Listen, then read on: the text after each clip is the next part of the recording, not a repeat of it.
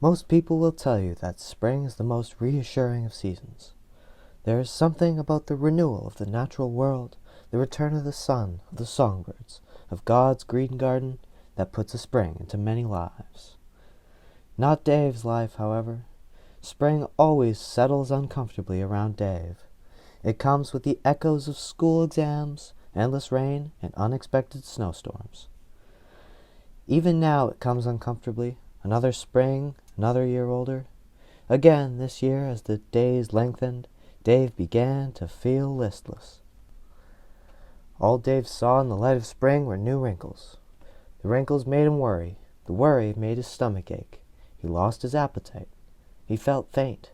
Before long he was engulfed in a full-blown hypochondriacal funk. He was checking his pulse obsessively, sneaking away to take his temperature every few hours. "You're fine," said Morley. He didn't feel fine, and neither did Morley.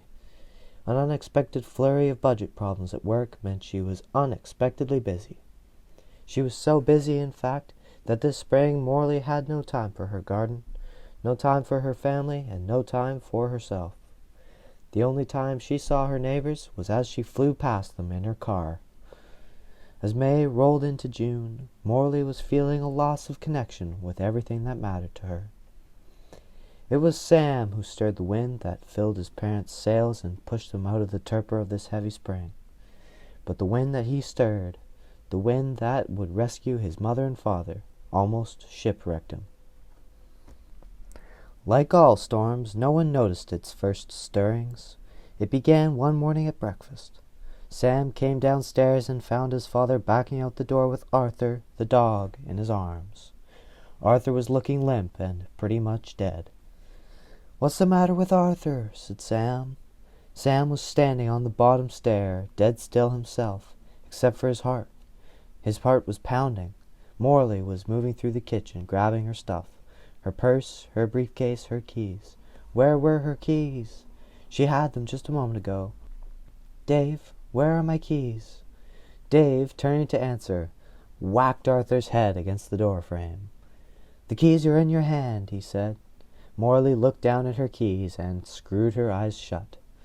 Sam, still standing on the stairs, still motionless, said it again. "What's the matter with Arthur?" Morley, who was collecting her lunch now, didn't stop to look at Sam when she said, "I don't know, sweetie.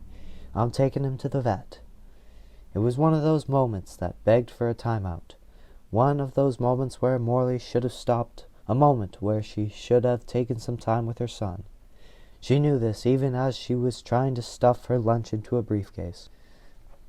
"Stop, stop, slow down," her heart was saying, waving a red flag of warning. "Late," said her head. "No time to stop. Go, go, go. You can deal with this later." Morley had been counting on getting to work early. She hadn't been planning on a run to the vet. But there was Dave coming back through the door. "I started the car," he said, kissing her forehead. "He's in the back." "Is he gonna die?" said Sam. "Sweetie," said Morley from across the room.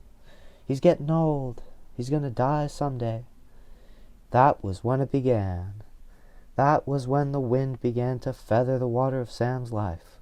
Sam was standing on the bottom stair in his red Spider-Man sweatshirt, his jeans creeping up his legs, his hair uncombed, his sneakers undone. He was staring at his mother as she was going out the front door. But this was just the first stirring. It was 2 hours later that the breeze settled in. It was an English class. Mrs. Estabrooks asked Sam to read out loud, and Sam started to cry. Not out loud sobbing, but there were tears running down both cheeks. Mrs. Estabrooks said, "Sam, what's wrong?" Sam tried to say, "My dog is sick," but instead a waffly snort came out of his mouth, or out of his nose, more accurately. He snuffled and wiped his eyes. By then, everyone in the class was staring at him. People in the front were twisting in their chairs to get a good look. Mark Portnoy smirking. Sam's friend Murphy looking horrified. All eyes are on him, and he was crying. Plain as day. Sam thought, "I am too old to be crying about a sick dog," so he began to edit. He stared at Mrs. Estabrooks, his bottom lip quivering. making no sound as he tried out words in his mind. "My dog is dying," he tried. "No, my dog is dead." He still hadn't said anything. He was sitting and staring at Mrs. Estabrooks, and she was staring back at him. "Sam," she said. Sam bit his bottom lip and stood up.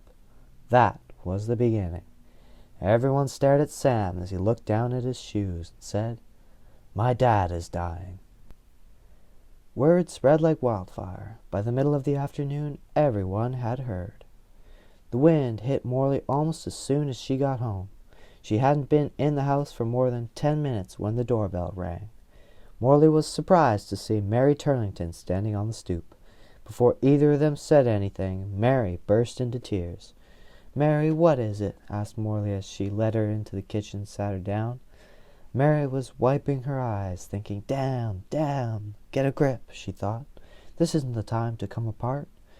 Mary pulled herself together and looked at Morley and said, "Oh, Morley, I just heard." And she burst into tears again. Morley had just got off the phone with the vet, and had herself just heard the concerning news about Arthur. She had been thinking it through, trying to process it, trying to be philosophical when the doorbell had rung. Now she looked across the table at her friend. "Mary," she said, "it's not for sure yet. They did some tests, but they don't have results yet. And even if he isn't, even if he doesn't, Mary, he's getting old anyway." "What?" said Mary. "I can never figure out his age," said Morley. "You take the year and multiply it by 7, don't you?" Mary said, "For God's sake, Morley, he's 2 years older than you." Morley wasn't listening. She was still talking. "They age faster than us, right? I mean, they don't live nearly as long." Mary thought, "I have to stay calm. My friend is losing it, and I have to stay calm." Morley, who had always been the Rock of Gibraltar, was coming apart in front of her. And why shouldn't she come apart? She had a right. "Anyway," said Morley, standing up, walking over to the fridge, "however you look at it, he is getting old." She had taken out a bunch of carrots. "Mary," she said, "I knew he wasn't going to last forever." Morley brought the carrots to the table and sat down. She took a knife and began to cut the greens off the carrots. Morley was not busying herself with carrots because she needed to cut carrots. Morley was doing it because she was worried about Mary. Mary seemed fragile, as if she was going to start crying again. Morley was thinking that some sort of activity in the kitchen, the sight of someone getting food ready, cutting carrots, might distract her, calm her down. "Quite frankly," said Morley, standing up and carrying the handful of carrots to the sink. "Quite frankly," said Morley, "I'm okay with it. I think it's going to be harder on the kids. I think the kids are closer to him than I am. It's understandable. For all intents and purposes. He's been around all their lives. I mean," she picked up the vegetable peeler and tapped it against her forehead. "He has, hasn't he?" Mary looked at Morley. She was peeling the carrots as if she didn't have a care in the world. "Quite frankly," Morley continued, "it hasn't been easy over the past few months. He's dropping hair all over the place. He's shedding, Mary. And he's started to drool, and that's not the worst. I'll tell you one thing I won't miss. His breath. Honest to God, sometimes he smells like something you'd find at the back of the fridge." "Oh, my God," said Mary. "To be perfectly honest," said Morley, handing Mary a peeled carrot, "if I had a choice, I'm not sure I'd do it again." Sam was late getting home that afternoon. On the way from school, Murphy and Sam had gone to Snyder's for ice cream. "Give 'em more," whispered Murphy to the girl fixing Sam's cone. "His dad is dying." The girl handed Sam the biggest ice cream cone ever, and she wouldn't take his money. Neighbors started showing up at Dave's record store the next morning. Carl Lobeer was first. Dave didn't see him come in. Dave had been taking his pulse. "Hey," said Carl. Carl was standing by the door next to the stuffed gorilla. 16 years he and Dave had lived in the same neighborhood. 16 years of street corners and dinner parties. Twice when the Lobeers went overseas, Dave had babysat Carl's sourdough starter. Yet despite all that history, Carl had never been in Dave's store, not once, and there he was. "Hey," said Carl. "Hey, Carl," said Dave. "Hey," said Carl again. He was still standing by the door. "You look great, Dave." "I don't feel so good," said Dave. Carl hadn't moved. "I'm not contagious," said Dave. "You can come in." "Oh, God," said Carl as he rushed up to the counter. "I wasn't thinking that, Dave." Carl stared at Dave intently. "No, really," said Carl, looking right into Dave's eyes. "You look like you're doing okay." Dave's stomach was aching again. Carl was holding a little package under his arm. "Really," said Carl, "you look great." They both noticed Carl's package at the same time. "Hey," said Carl. He put the package on the counter beside the fishbowl of record centers. He pushed it towards Dave and nodded his head encouragingly. "It's for you." Dave opened the package. It was a glass bottle of green powder. "Blue-greenology," said Carl, beaming. "Our immortal ancestor, Dave. There are more nutrients packed into that little jar than in any food known to man. There's a lot of power in that jar, Dave." Carl was nodding his head vigorously, agreeing with himself. "God bless you, Dave," said Carl. Then he turned and left. Actually, he turned and bolted. Dave phoned Morley. "Carl Lobier was just here. He gave us a jar of—" Dave held up the jar and read the label to himself. "Spirulina. He gave us a jar of spirulina." There was a long pause. Then Dave said, "Me neither, but you might know it by its other name, pond scum." That morning at Sam's school, announcements included a moment of silence for those who were struggling with illness.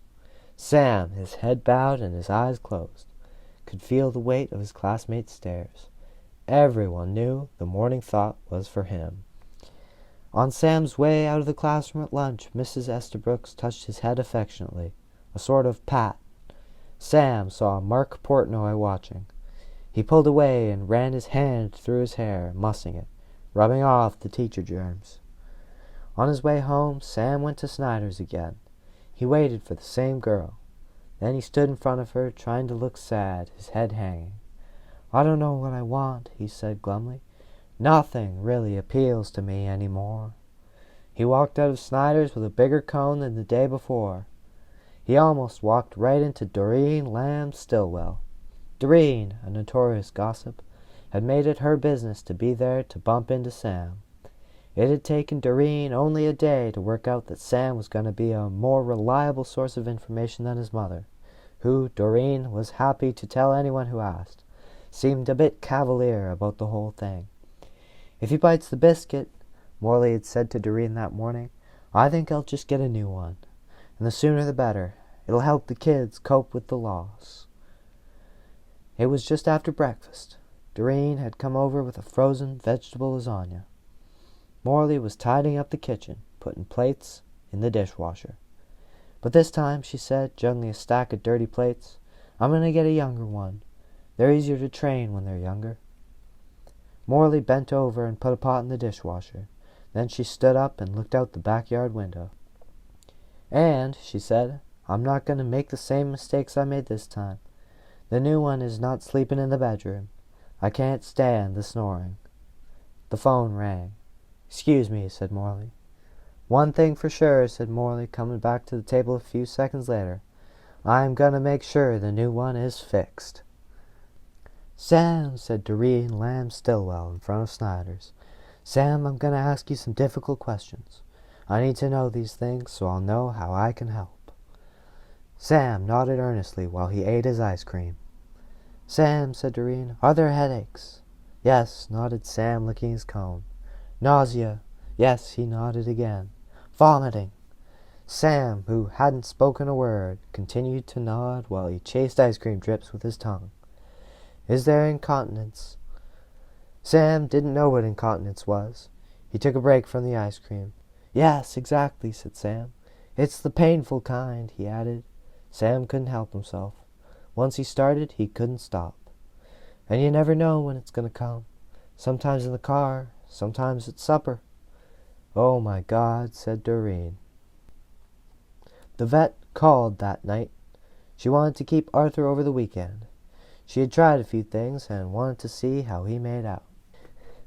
Morley met Bernie Schellenberger the next morning on the sidewalk in front of the house. Bernie was carrying a 3-cheese lasagna. Morley was fiddling with the car door, fumbling with her keys, and bracing her briefcase against the car with a knee. "Morley," said Bernie, "I just heard." "Oh, thanks, Bernie," said Morley over her shoulder. She was still struggling with the lock. "It's okay. I'm trying to look on the bright side." "The bright side?" said Bernie. "I didn't know there was a bright side." "We haven't got the final word, but they say it should be resolved by the summer, one way or the other." There, the door was unlocked. "We've been talking about going away," she said, "but you know, Dave, there's always something." Morley pulled the key out of the lock. She released her knee, and her briefcase fell to the ground, her wallet tumbling out. Change spilled every which way. She knelt down, Bernie kneeling beside her. "Here," he said, holding out 3 coins. "Thanks," said Morley, reaching for a quarter. Then she paused and looked directly into Bernie's eyes. "I just don't want 'em to linger. You know, it would be such a drag if this went on and screwed up the vacation. I'm thinking if it comes to that, I'll just put 'em down. That sounds awful, doesn't it?" "Well," said Bernie, "I guess that would sort of be Dave's decision, wouldn't it?" "I think I'd have as much say as Dave," said Morley. "You know what a suck he is, Bernie. I mean, if things were getting difficult, I might just go ahead and arrange it without telling him. You know, he wouldn't have to know." "I don't think you can do that, Morley," said Bernie. "I think there's a consent thing, isn't there?" "Oh, Bernie," said Morley, reaching out and touching his arm. "For God's sake, loosen up. Things have changed. Men don't get all the say any more." "But wouldn't that be murder?" said Bernie, pulling away from her. Did Morley detect fear in his voice? "You can't just kill without asking," said Bernie. "Can you?" It was fear. "Who are we going to ask?" said Morley. "The dog? Do you want the dog's consent? I suppose it could technically be murder, but when the road in front of you is so clear and it is nothing but suffering," Morley shrugged. "I don't know, Morley," said Bernie coolly. "They have shots, Bernie," said Morley. "It's not painful." On Saturday, Sam was invited to sleep over at Murphy's house. "How's your dad?" asked Murphy's mom. It was far safer asking Sam than asking Morley. Morley obviously did not want to talk about it. Some people did, some people didn't. It was her right. Murphy's mom had talked with Morley when she had picked Sam up and dropped off a spinach lasagna. "How is he?" she had said to Morley quietly, earnestly. "Who?" said Morley. "Your husband," said Murphy's mom, immediately wishing she hadn't opened her mouth. "Dave?" said Morley, waving her hand dismissively. How was Dave? Dave, who that very morning had dropped an open can of sardines on the kitchen rug. Sometimes he just gets to be too much.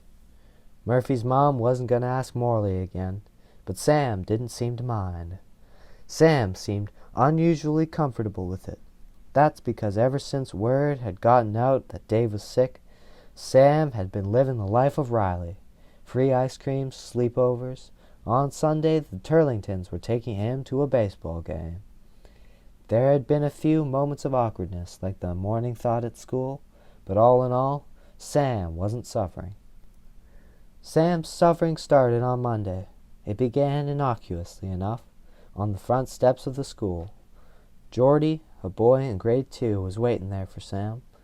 Geordie was holding his mother's hand. When Sam approached them, Geordie's mother pushed the little boy forward. "Geordie has something he wants to give you, Sam," she said. Geordie handed Sam a plastic bag. There was a wild mushroom lasagna and a book in the bag.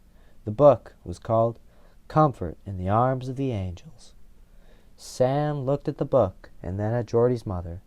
Geordie's mother started to cry. "Oh dear," she said, wiping her eyes. "Oh dear." She then picked up her son and ran away, leaving Sam standing on the steps, holding the lasagna while other kids stared at him. Dave, however, was feeling much better, and he couldn't have been happier. That very morning Dave had run into Mary Turlington. Mary and Bert Turlington lived 2 doors from Dave and Morley. Mary's an accountant, and she and Dave have rubbed each other the wrong way since the moment they met. It was something about Mary's politics, something about the way she dressed, the condescending way she talked about Dave's record store that bugged Dave.